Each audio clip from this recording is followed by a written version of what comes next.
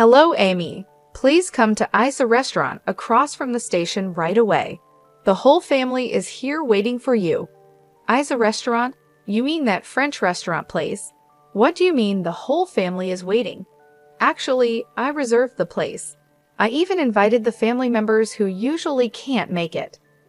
The cost will be around $20,000, and I'll be paying with your credit card. Please hurry. With that, my husband James hung up the phone. Am I paying $20,000? That's ridiculous. I just stood there in disbelief, but honestly, I wasn't surprised. I was just shocked by how foolish my husband was. He really doesn't get it. Despite having everything under control, my husband is putting himself in a terrible situation, and I'm seriously thinking about pushing him over the edge. With that thought, I left the house. 20 minutes later, I arrived at Isa Restaurant. James was waiting alone and greeted me with a creepy smile that didn't match the fancy restaurant. He said the relatives were already in another room, and he started talking proudly. Amy, like I said earlier, I'm going to use your credit card freely. It may seem tough, but a wife's money belongs to her husband. It's only natural for a wife to support her husband, right? You don't have any complaints, do you? I was speechless. This was unbelievable foolishness. According to James, 25 relatives had gathered, and he had booked an expensive meal that cost $800 per person. Isa Restaurant is indeed a French restaurant place, known for offering high-quality meals at reasonable prices, but my husband purposely chose the most expensive $800 option. It's like he enjoys making his wife suffer, completely unaware of the mess he's getting himself into. James seemed pretty pleased with himself in this ridiculous situation, and all I could do was laugh. A wife's wallet belongs to her husband? It's natural for a wife to support her husband? Well, you know, I stopped that a month ago. What? You stopped being a wife? You can't just quit like that. Divorce requires formal procedures, you know that, right? James, you don't understand anything. If you did, you wouldn't have reserved such an expensive place. How do you plan to pay without money? Are you planning to dine and dash? I would never do something so foolish. Let me say it again, I'm going to pay with your credit card. If you don't like it, I'll really make you stop being my wife. Right after he said that, I pulled out a document and shoved it in front of him, showing just how clueless he was. I canceled the credit card a month ago. Here's the cancellation certificate. I brought it because I knew you wouldn't believe me. The card is useless now, so I'll ask again with no money. What are you going to do? Are you planning to run away? What? I can't use your credit card? That's impossible. That cancellation certificate must be fake. After all, the credit card I took was from your purse. If it was really canceled, why would you keep it in your purse? So you're not even hiding that you took it from my purse. I left the canceled card in there because I thought you might try to steal it. You were completely tricked. Poor thing. Amy, what's with that attitude? It's not acceptable for a wife to speak to her husband like that. James thinks he's better than me, so being outsmarted by someone he sees as beneath him must be unbearable. His frustration peaked, and he started raising his voice without caring who heard him. Even though we were in a corner of the restaurant, his voice carried, and the staff began to notice. The place started to buzz with whispers. Looking around, James quickly forced a smile and tried to calm things down, acting like everything was fine, but the whispers didn't stop. James's face turned red with embarrassment, but compared to what was coming, this was nothing. Soon after, my in-laws came over to me. It seems James's loud voice had reached the relatives as well. James, what are you doing? The relatives are all shocked. You're disturbing other guests too. Look, everyone is watching. I just got a little excited.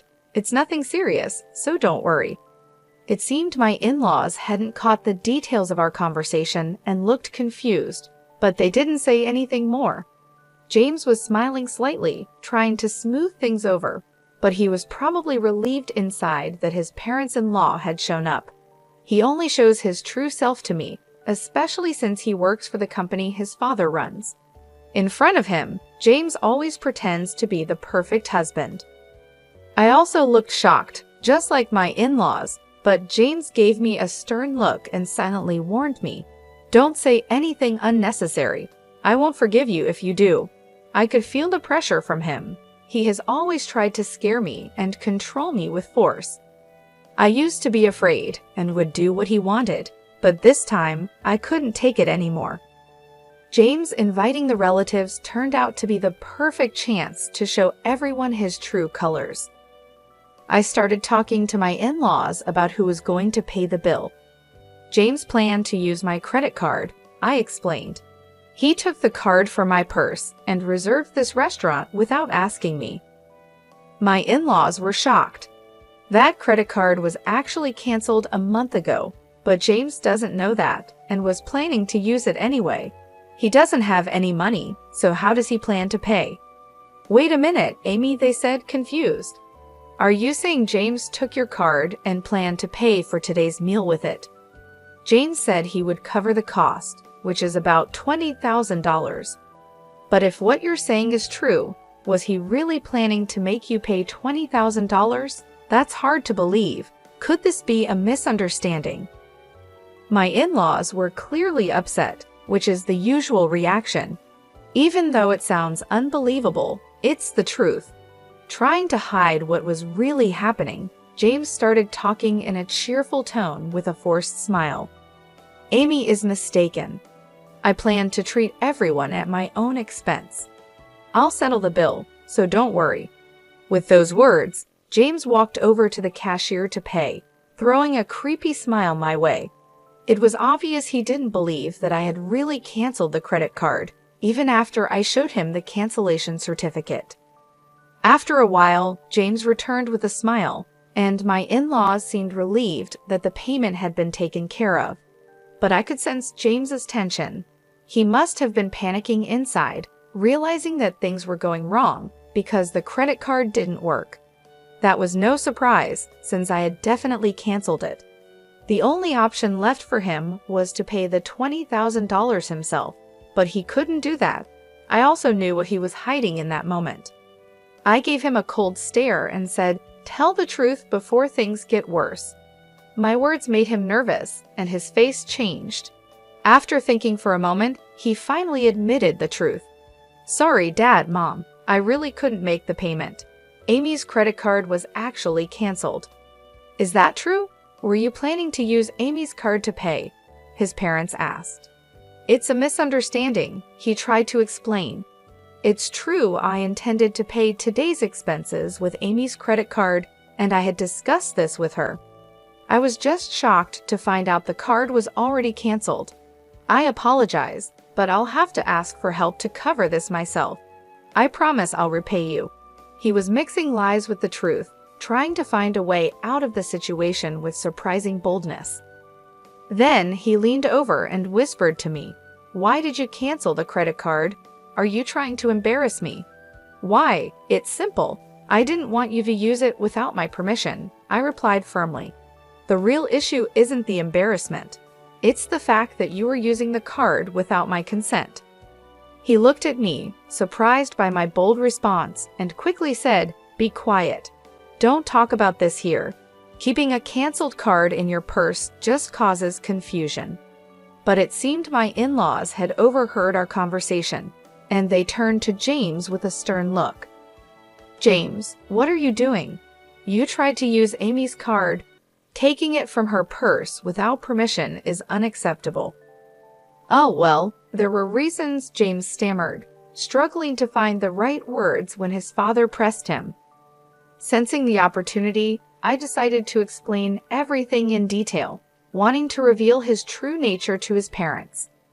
For the past year, James has barely been home. At first, I thought it was because he was busy with work since your company is quite large, father-in-law. But then, James started going out even on holidays and missing important dates like my birthday and our anniversary. On top of that, he began paying more attention to his appearance and started using my credit card without my permission. My in-laws exchanged worried looks, clearly sensing something was very wrong. I asked James if we could spend more time together as a couple and if he could stop using the credit card without asking me first. But he argued that it's natural for a wife to support her husband and didn't listen. Worse, he even threatened me with divorce and showed me a divorce form he had already signed. "Divorce?" my father-in-law exclaimed in surprise. "Have you been making Amy suffer this much?" my mother-in-law asked, raising her voice. My father-in-law stared sternly at his son, realizing that his belief in James being an ideal husband was shattered. There was still hope that James would admit his mistakes, but instead, he tried to defend himself. "No, that's not it. What Amy is saying isn't true. I need to look after my appearance because I'm preparing to take over as president. The meetings I attend on weekends are networking events and seminars, all part of my job. What's wrong with using joint funds for work-related expenses? If I stop earning, my wife would suffer too," James said, trying desperately to justify his actions. My in-laws stayed quiet, perhaps finding some logic in James' explanation and hesitating to criticize him. However, I knew the truth and his excuses didn't matter. "Oh, really? Can you still say it's part of your job after seeing this?" I said, deciding to show more evidence to my in-laws. From my handbag, I pulled out a document that listed dates, store names, and amounts spent. "What is this?" they asked. "This is a credit card statement.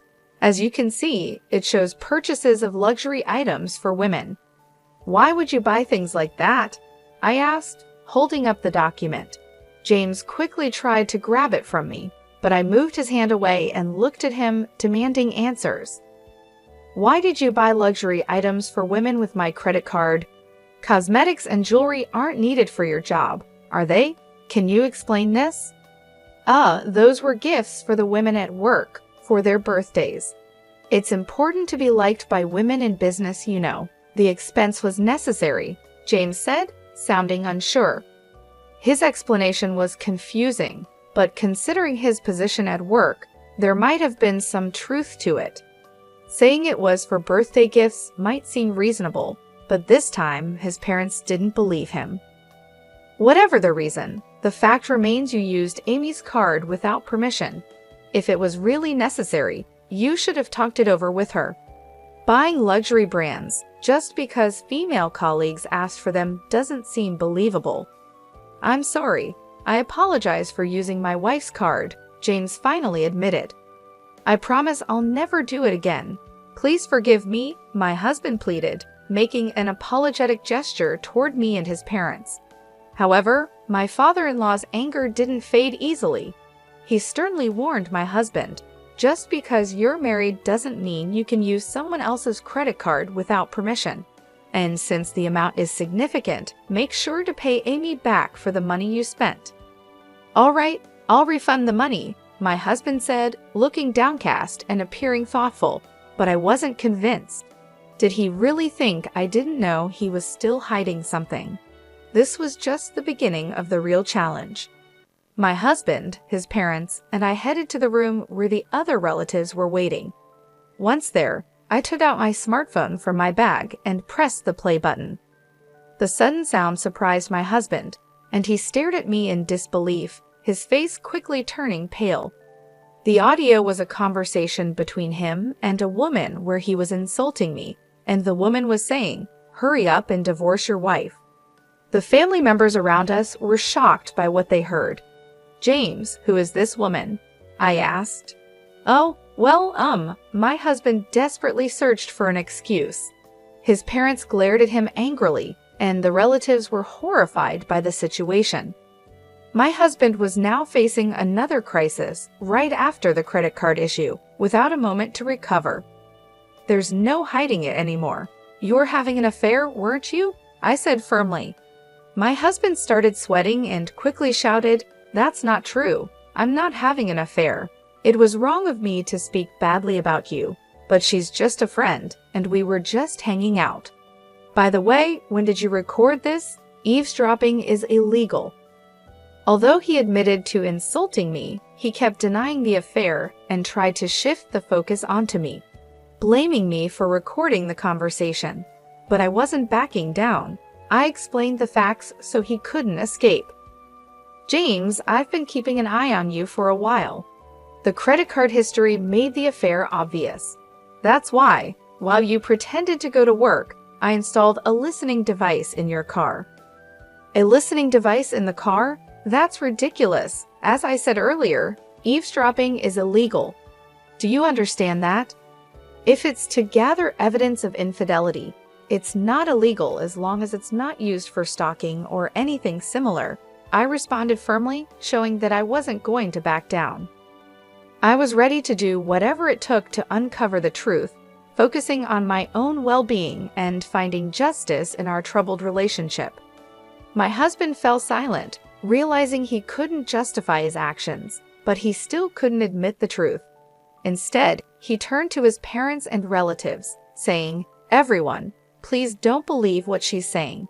She's trying to trap me. I haven't been unfaithful." Sighing, I tossed a document in front of him and the relatives.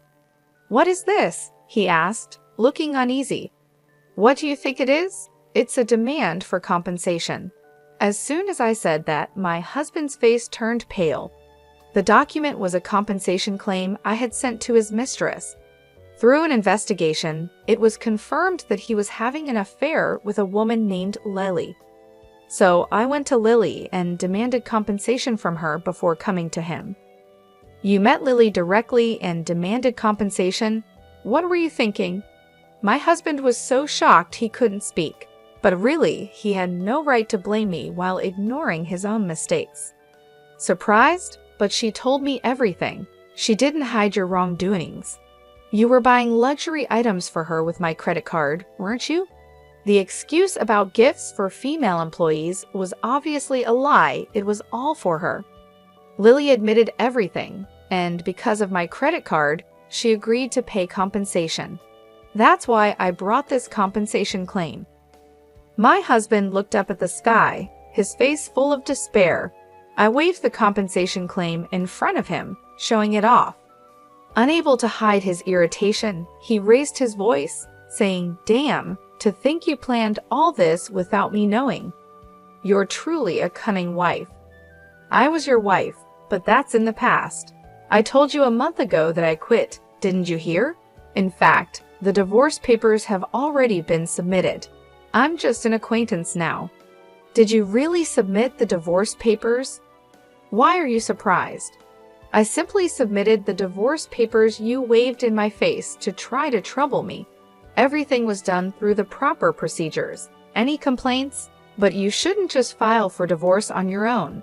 Divorcing without discussion is unreasonable." "It might be unreasonable, but that doesn't change the fact that you used my credit card without permission. That's why I filed the divorce papers on my own. This matter is now settled." My husband was left speechless, clearly shocked by my actions. He hadn't expected any of this. My in-laws and other relatives who were watching seemed to finally realize that my story was true. Using Amy's credit card without permission and having an affair. To think we believed you two were happily married and you were committing such betrayals, they said, their faces filled with anger. The entire family sternly reprimanded my husband. My father-in-law spoke firmly. "This marks the end of our relationship as parent and child. Additionally, you are fired from the company." "Fired? Just for an affair? This is too harsh. Think about it calmly," my husband protested. At that moment, a sharp snap echoed through the room. My mother-in-law had slapped my husband hard across the cheek. Tears filled her eyes, a mix of sadness, pity, and disappointment. "Just an affair? You're the one who's wrong, James. You planned to hurt Amy and then just run away?" Her voice was filled with anger, and my husband had nothing to say in response. All eyes in the room stared coldly at him. "Mere an affair," he had said, revealing his irresponsibility. He had always proclaimed, "My wife's money is mine." A wife should devote herself to her husband. Such selfish attitudes were unforgivable. For a moment, he remained silent, but then, with stubborn defiance, he slowly raised his head and declared, "It doesn't matter if I'm divorced or fired. I'm going to be with Lily." "What did you say?" Everyone was shocked as my husband openly revealed his plans to marry another woman right after our divorce. He then confidently declared, "I am skilled enough to work at any company without a problem. My father's company is worthless. As long as I have Lily, that's all I need. I truly love her. Marrying her is all that matters to me." My in-laws were stunned by his words. Even after being pushed into a divorce, cut off by his family, and losing his job, my husband still remained defiant. But his arrogance was about to hit a wall. "You might not know this, but Lily has been seeing several other men as well," I revealed. "That's a lie. Lily loves only me. You're just jealous and making this up," he shouted back, refusing to believe it. "But it's the truth. She has relationships with multiple men, and you weren't the most important to her." "Not the most important." "Yes, you weren't that significant to her. In fact, she paid the compensation to me quickly to avoid any problems." "I can't believe it. I didn't think Lily was that kind of woman. The idea that she had feelings for you was just a delusion. You were being used. By the way, the compensation she paid me was actually funded by another man she was seeing." "That's a lie. There's no way Lily would deceive me. We are going to get married. Nothing you do can stop us." My husband still couldn't accept the truth, so I calmly confronted him with the reality. "It's time for you to understand that you've been abandoned. Haven't you noticed that you haven't been able to reach Lily lately? Your calls and messages aren't going through, right?" Now that I mentioned it, my husband hesitated. He started to realize what was happening. "In short, you are no longer needed. You've been blocked." "I am no longer needed." "Yes, exactly. Do you understand now? There's nothing left for you. This is what happens when you deceive others." After hearing this, he collapsed to his knees and bowed his head. "Please, Amy, I'm truly sorry. Please forgive me," he pleaded. It seemed he finally realized his situation. "Please reconsider the divorce. Please reverse the firing," he begged, bowing repeatedly to me and his parents.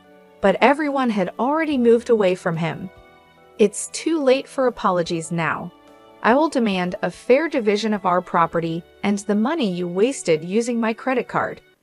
A person like you is just a nuisance to any organization. If you think you can work somewhere else, go ahead and try. It will be worthless. Please don't leave me like this. I'm reflecting on my actions. Can I have just one more chance?" he continued, his voice filled with tears.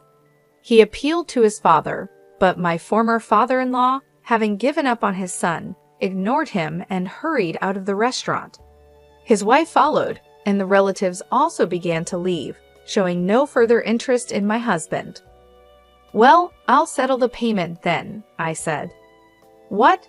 You're paying the $20,000? he asked in disbelief. "Of course, I'll bill it later," I replied with a sweet smile. He muttered something as he collapsed onto his knees. Today, because of my retaliation, became the most painful day for him. However, this story is not yet over. His ordeal will continue. After the incident, I returned to my parents' house, but for the past few days, I've been receiving numerous missed calls, all of them from my ex-husband, James. The phone is still ringing nonstop, and I know exactly why. I had been ignoring his calls on purpose, but this time, I decided to answer to deliver the final blow. "Amy, you finally answered. Please help me. I'm really in trouble," James pleaded. "It sounds like a tough situation. What happened? Are you trying to escape debt collectors?" I asked calmly. "What? How did you know that? Did someone tell you?" he replied, shocked. "No, I found out on my own." "James, you've racked up a lot of debt, haven't you? Not only were you giving money to your mistress, but I also heard you've been paying your coworkers to do your job. Despite their refusals, you forced them by using your position as the boss's son. You used underhanded tactics to keep up appearances at the company, enjoying affairs in your free time, and took on debt just to live how you wanted. Such foolish actions. On the day the family gathered at the fancy restaurant, when it was discovered that the credit card had been canceled, James had no choice but to pay the $20,000 himself. But I knew he couldn't do it. I had already found out about his significant debt. James, this is all the result of your own actions. But you're capable, aren't you? Leaving your father's company shouldn't be a problem, right? Well, the truth is, I haven't found another job yet. All my interviews have been unsuccessful, and I'm being chased by debt collectors. It's wearing me down mentally, he confessed. That's exactly what I expected from someone who pushed their work onto others to make themselves look good. Even if you find another job, it won't last. Don't you get that? My words hit him hard, and he couldn't respond. Unless he reflects on his actions and changes his ways, he'll keep making the same mistakes over and over. If things continue like this, he'll only face more misery, even without my intervention. Amy, I truly regret everything. I should have valued you more and worked sincerely at my father's company. But I neglected all that. I'm genuinely sorry. Won't you consider starting over with me? He begged. I must say, it's impossible to try again. I believe people can change, but some actions are unforgivable. You didn't just deceive me. You deceived many others who trusted you. You need to pay the price for that. And of course, you will fully repay the property division and the money you misused. Escaping is not an option. After hearing the silence on the other end, I calmly ended the call. 10 days later, I heard more about James's recent situation from my former in-laws. As expected, he hadn't found a stable job and ended up asking his family for support. I need help because we're family. Is it okay for your son to end up like this? He pleaded desperately.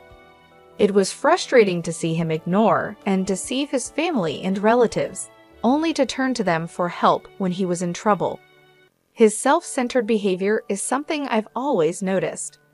James has lived comfortably because of the help and support from those around him, but I've never heard him express any gratitude. If I had seen his true nature before getting married, I would have never gone through with it. I deeply regret enduring everything alone, without asking anyone for advice. If I had reached out to my in-laws or other relatives sooner, maybe my future would have turned out differently. From now on, I'll be more honest with myself, aiming to become stronger and more determined.